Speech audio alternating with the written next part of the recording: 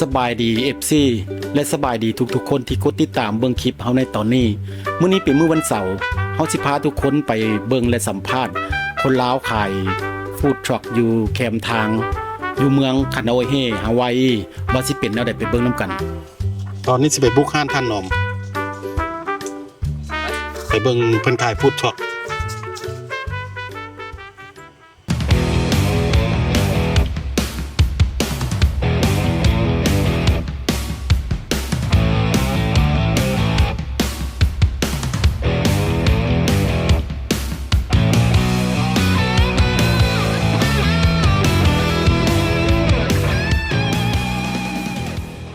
รถฟู้ดทรัคเพิ่นก็อยู่ในกองกรุงไฮเบื้องซ้ายมือเฮาอยู่ใกล้ห้านอัน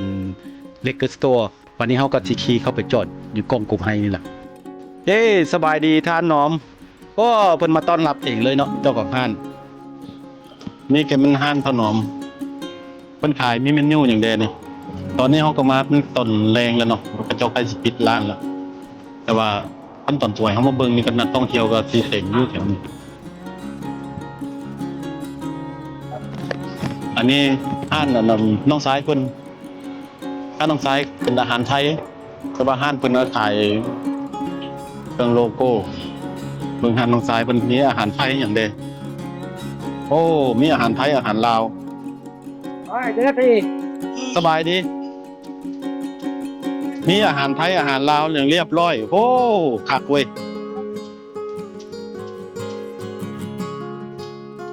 นี่ก็เจ้าของห้านเนาะเจ้าของห้านสบายดี สบายดี ตลาดไหนนี่ โอ้ยมาตลาดอัน ไว้บานาว ไว้มานาโลนี่แล้วถ่ายจักโมงอาจจะโมงเปิดจักโมงอาจจะโมง เป็ดตัวเดียวเลยนี่ฟิตเตอร์เวน เป็นแต่เป็น แบนโซมีมาบาทธรรมดาหาเก็ต 5-7 ก็11หาเก็ต 11-7 แบน 11โมงเช้า7โมงแรง 7 โมงลันสตาร์มัน 11โมง กลางคืนตอนลัน เช้า แบน อ่า หา7หา6หาแล้วแต่แล้วแต่น่ะแขกนี่ร้ายก็อยู่ก่อนแขกนี่ร้ายก็ไป โอเคแมนยูเพิ่นก็เป็นประมาณนี้เนาะแล้วเฮาสิย่างไปเบิ่งข้างห้านเพิ่นเขาเจ้าขายฮูลิชิคเก้นคือไก่หมุนเนาะโอ้ chicken or have chicken or just leg oh for the leg how much 20 for one split. for 20 for lunch plate It's 2 quarter pieces and rice and pork. okay can I have one place Order from the order from there or over there okay สเต็กไปเลย ฮะ สเต็กไปเลย สเต็กใส่กุ้งปนกุ้งได้ปะ สเต็กกับกุ้งก็ได้ สเต็กกับกุ้ง เอาไตไล่ผมสั่งเขา ข้าวธรรมดานะลองซีเมืองของท่านหนอมมันเป็นยังไงไก่บ้านนี่บ่ได้เลี้ยงในเพิ่นมาเองคุณดีได้ไก่ไหม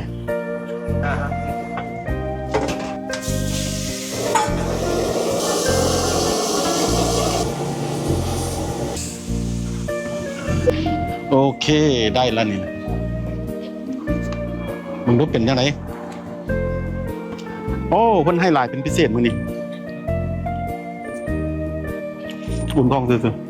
ๆโอ้เนื้อมันนุ่มดีเนาะค่อยเว้ยเนื้อสเต็กเขาเนาะ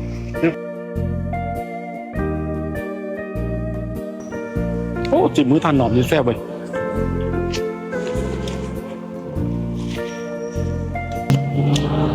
โอ้ปล่อยขนาดเลย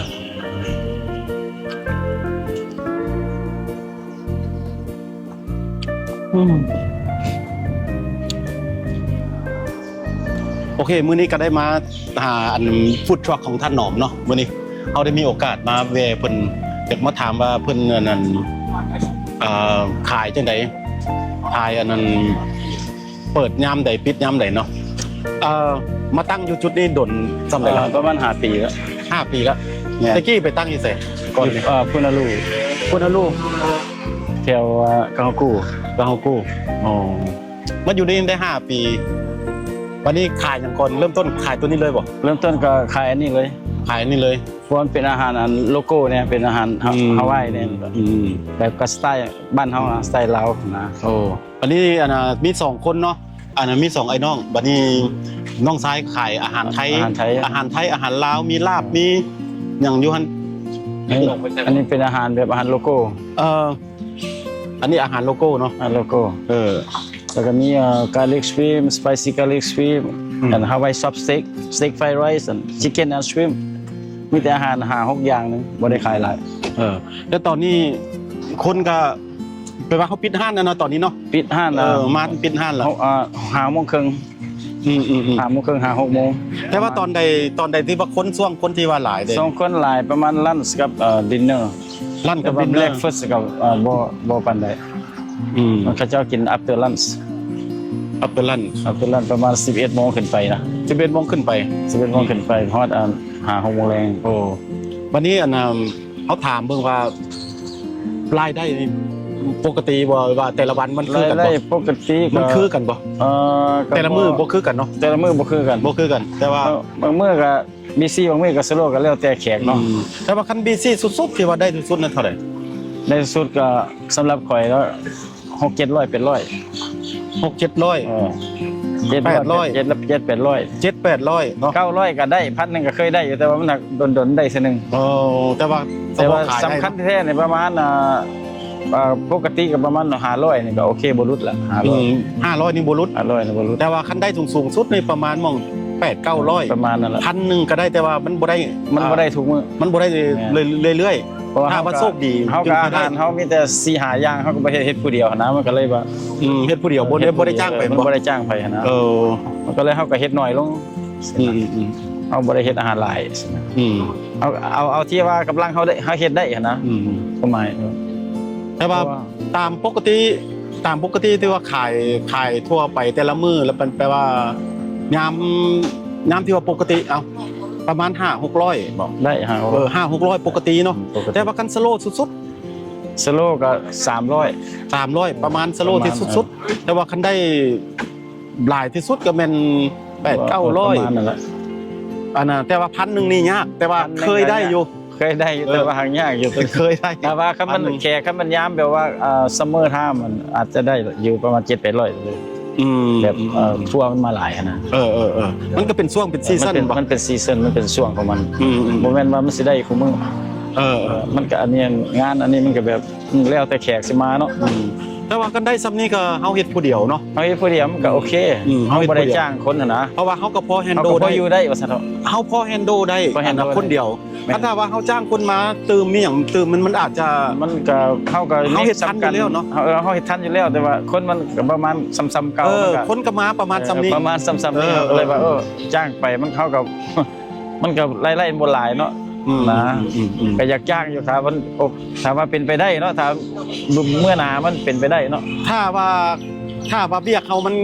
เหลือให้แฮงเฮาจังซี่เฮาก็จ้างสามารถจ้างคนแล้วมันอาจจะได้เติมถ้าว่าคนมาเพิ่มเนาะ สามารถจ้างตื่มได้ แต่ว่าคันคนมาประมาณซ้ำนี้เฮาก็พอแฮนโดได้ พอแฮนโดได้เพราะว่า แฮนโดได้เฮาก็เฮ็ดผู้เดียวเฮาก็บ่ได้จ้างไผมันก็ เงินมันก็บ่ออกมันเฮาก็อยู่ผู้เดียวมันก็พอใช้พอใจเฮาซื้อขายนะ บัดนี้เฮามารวมเอารวมสมมุติว่าแต่ละมื้อมันขายบ่ได้บ่เท่ากันบัดนี้เฮารวมเป็นเดือนเดือนนึงกะว่าได้เท่าใด เดือน รายได้ บ่ลดละคันมันเฮาเฮ็ด7มื้อเนาะเอาเฮาไล่ทิมไว้มื้อนึง400เนาะเฮาก็ไล่ประมาณนี้400เฮาก็เฮ็ด30มื้ออย่าง30มื้อ400ก็เป็น ประมาณ10,000ปลายได้ 12,000เนาะ ประมาณ10,000ปลายค้าเฮาเฮ็ดได้500เฮาก็ได้15,000ประมาณนี้ แต่ว่าเฮาไล่ทิมไว้ว่า$10,000บ่ลดนะมื้อนึงสำหรับเดือนนึงนะ เดือนนึงมื้อนึงแต่ว่าเฮาเฮ็ดผู้เดียว เอาเฮ็ดผู้เดียวมื้อนึงแต่ว่าคันเฮาหักค่าอันนี้ออกค่าบ่เหลือเท่าใด ถ้าว่าหักออกนี่ก็ประมาณ300เอาสิได้อยู่ประมาณ3มื้อนึงเฮาหักออกเบิดเอาหักค่าซื้อของซื้อหยังนะมื้อนึง300ประมาณ300มื้อนึง300มาคูณกับ30 339ก็ประมาณ8-9,000เนาะรายได้ที่ว่าเหลือตัดออกเบิดแล้ว เหลือประมาณ 9,000 ได้อยู่ 8-9,000ได้อยู่ แต่ว่าเรื่องภาษีต่างหากไปเฮาไปเสียแต่ละปีต่างหาก แล้วแต่เฮาสิเฮ็ดหน่อยเฮ็ดหลายเนาะตัวนั้นเพราะว่าเฮาก็บ่ได้เอาเงินนั่นเนาะเฮาเงินสดกับเวนโมเฮาก็เอาอยู่ ประมาณ300 400 300 400มันก็ ซ้ำก็เฮาไปเหตุการณ์ครับ ซ้ำเฮาเหตุการณ์ เหตุการณ์ ซ้ำเฮาเหตุการณ์ แต่ว่าก็ยัง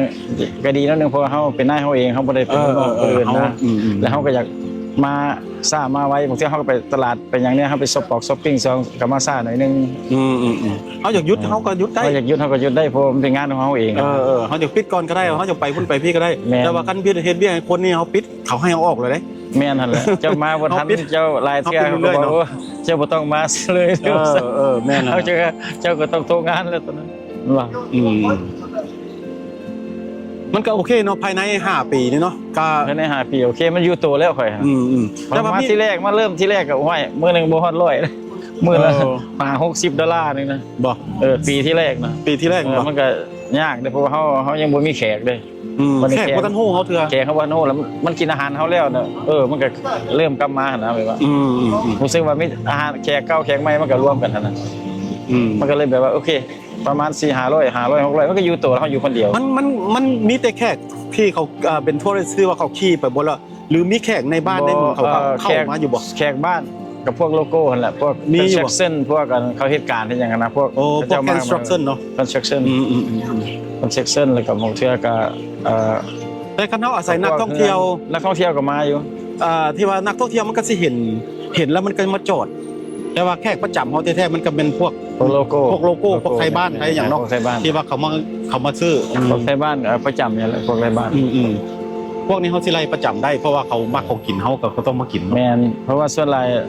สิว่าอาหารที่ว่าขายดีสุดเนี่ยสเต็กไฟไรซ์แต่ว่าไปมากก็ต้องออเดอร์อาหารสเต็กไฟไรซ์สเต็กไฟไรซ์ครับแต่ว่าทุกอาหารมันก็ได้ขายหมดทุกอันสเต็กนี่เป็นซีนเนาะเป็นซีนนะซีนแล้วก็ไฟไรซ์พร้อมคือจังซี่เนาะสเต็กไฟไรซ์เฮาก็คั่วข้าวก่อนแล้วเฮาก็เฮ็ดสเต็กแล้วมันอันพกเข่านะมันก็เลยเป็นเฮาก็เลยใส่เป็นสเต็กไฟไรซ์สเต็กไฟไรซ์ตัวนี้เนี่ยได้ขายดีกว่าหมู่ตัวนี้ดีกว่าหมู่แล้วก็ลองมาตัวใดทุกสั้นสิว่าทุกอย่างได้ขายดีเบิดแต่ว่ามีแต่อันนี้ไปดีกว่าหมู่ตัวนี้ไปดีกว่าหมู่ตัวสเต็กกายนั่นก็ปกติฮาวายซอฟต์สเต็กเจ้าก็กินตัวนั้นก็โอเคตัวนั้นตัวนี้ก็สเต็กแม่เพราะว่ามันเป็นสเต็กเดียวกันตั้งแต่เฮาว่าเฮาบ่ได้คั่วเขาใส่อันนั้นเฮาเป็นเขาเป็นข้าวธรรมดาเป็นข้าวขาวๆนะข้าวธรรมดาเนาะข้าวธรรมดาอันนี้มันก็กาลิกชริมเนาะกาลิกชริมตัวนั้นนะสไปซี่กาลิกชริมตัวนี้ก็โคโคนัทกุ้งโคโคนัทชริมอาหารมันก็บ่มีอะไรก็มีแครบไฟไรซ์นำแครบไฟไรซ์ก็ได้ขายอยู่กับบ่พับปิเลอร์ปานใดบ่แต่ว่าส่วนใหญ่เขาเจ้าคนอยู่นี่เขาเจ้ากินสเต็กหลายกว่าของบ่แต่ว่าทางนี้ก็เป็นทางที่ไปอ้อมก้อนทางตัวนี้เนาะทางนี้มันเป็นเขาไปว่า Circle Island มันต้องสิไปไอแลนด์ต้องผ่านเขาก่อนเพราะต้องผ่านตัวนี้ก่อนต้องผ่านมองCircle นี่ก่อนนี่วงเวียนน่ะอยู่คานิโอเฮนะคานิโอเฮเกินนะแล้วก็ออกจากคานิโอเฮก็ต้องไปทางปุนาลูไปทางกาฮกุไปนอตซอไปเอาฮารีว่าไปซั่นแปลว่าเส้นทางเดียวนี่มันเส้นทางเดียวเขาต้องไปองค์กรได้ต้องผ่านตัวนี้ก่อนคันบ่ผ่านนี่เพราะว่าบ่ได้คันสิไปโพลินีเซียนมองเขาเจ้าเต้นฮูลาสแดนก็ต้องไปเส้นนี้มันต้องผ่านเฮาไปก่อนเด้ธรรมดาคันอ้อมก้อนนี่เส้นเดียวนี่แหละเส้นเดียวเพราะเส้นเดียวนี่อ้อมไปแล้วก็ไปเส้นพุ่นก็เป็นในเมืองเนาะพุ่นแล้วก็เป็นในเมืองออกในเมืองเลยในเมืองเลยว่าไปวาฮิวาออกไปว่าเขาก็ต้อนออกคนอยู่นี่เลยแต่ว่ามันเป็นบอลที่ว่าสต็อปบอลแรกว่าซั่นเพราะเฮาสิออกนอกเมืองเฮาต้องมาเจอตัวนี้ก่อนว่าซั่นมันก็เป็น3แยกเนาะ3แยกวงเวียนก็อยู่นี่ก็หลายปีก็โอเคแล้วแต่ว่าเฮาเฮ็ดอยู่นี่มีแผนการสิเฮ็ดหยังต่อไปบ่ในอนาคตว่าในอนาคตคิดว่ามีขายตัวนี้มันโอเคสำหรับตัวเองในอยู่ระบบอยู่โตแล้วถ้าสิเฮ็ดจังซี่ไปตลอดเฮ็ดจังซี่ไปตลอดจนว่าเฮารีไทร์หมดแล้วรีไทร์บางเทื่อเฮาก็สิเฮ็ดต่อไปเพราะว่าเขาก็กินเงินรีไทร์ไปนะเขาก็ทำงานไปนะเขากับบุนี้มีลูกมีเต้ามาสืบต่อเขาเนาะบ่แล้วเขาเฮ็ดเองจนว่าเขาอันนั้นได้เกษียณแม่นได้เกษียณไปเพราะว่าคันเขาสิไปดิ้นรนเอาอีกเขาก็อายุเขาก็แก่เลยเด้แม่นบ่ มันลิ้นล้นไปแล้วมัน ดิ้นรนไปตื่นอีกก็ อายุเขาก็สูงแล้ว แบบว่าเขาเฮ็ด แม่น เขาก็เฮ็ดเพราะได้อยู่ได้กินนะแบบว่าชนะเขาขนาดนี้ก็โอเค แม่น อย่างน้อยก็มีงานเฮ็ด เป็นของตัวเอง เป็นของตัวเองเขารีไทายแล้วเขาก็มาเฮ็ดอีก มั ก็ น ได้ เฮาก็บ่ได้ย่านผู้ใดไล่เฮาออก บ่เลย มีแต่เขาสิเซาเอง ไม่แต่เฮาสิเซาเอง สิเซา เฮาอยากหยุดยามแต่เฮาอยากไปใส่เฮาอยากไปเวเคชั่นเฮาก็ปิดห้าน แม่ ไป นนะคันไปเป็นเส้นก็ปิดไปเขาก็เสียค่าห้านเซาค่าห้านไว้เฮามาเขาก็มาเปิดเอา อืม แม่นบ่ล่ะ รายได้เฮาประมาณหม่อง10,000 ประมาณ10,000 เหลือ บ่ลด10,000ว่ะ เดือน เอา หนึ่ง ไล่ 10,000 ทิม10,000 มันก็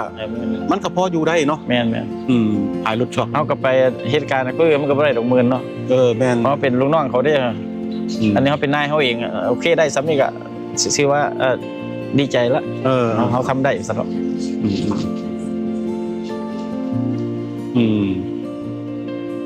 คำถามอย่างกระเบิดซ้ำนี้แหละคำถาม แต่ว่า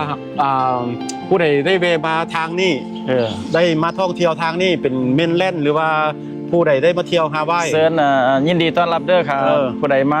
แถวฮาวายมาลินบ้านฮาวายแล้วก็มาสต็อปบายหรือว่า แต่ว่าซื้อห้านเพิ่นห้านนี้ ซื้อห้านน่ะน้อม คันโบฮู้กระโทรศัพท์อันนั้น น้อม ตัว โอ นี้ โนฟูด น้อมโอโนฟูด เบอร์โทรศัพท์3978320 แปลว่าใส่เอเรียโค้ด808 808นั่น 808 397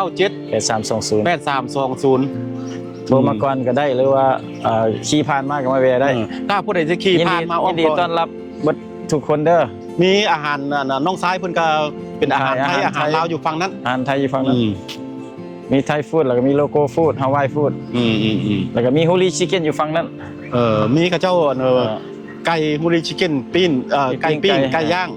อยู่ตัวนั้นเนาะ อยู่นี่มีก็มี3ร้านอยู่แล้ว มี3ร้านมี3รถช็อป 3รสชอบตัวฝากเบื้องนั้นก็เป็น7-Eleven ฝั่งนั้น7-Eleven อันนี้เขาเอิ้นกกไฮ น้องกกไฮแล้วก็วันจอดรถก็มีหลายบ่มีปัญหาหยังเข้ามาได้จอดรถเขามาจอดขี่เข้ามาแล้วมาจอดข้างในนี่มีหม้องจอดหลายอยู่จอดได้หม้อง50คันพุ่นละ โอเคก็ประมาณนี้เนาะ ของนั้นก็ขอขอบใจหลายๆเด้อที่ว่ามาเยี่ยมยาม เอาไปก่อน ลา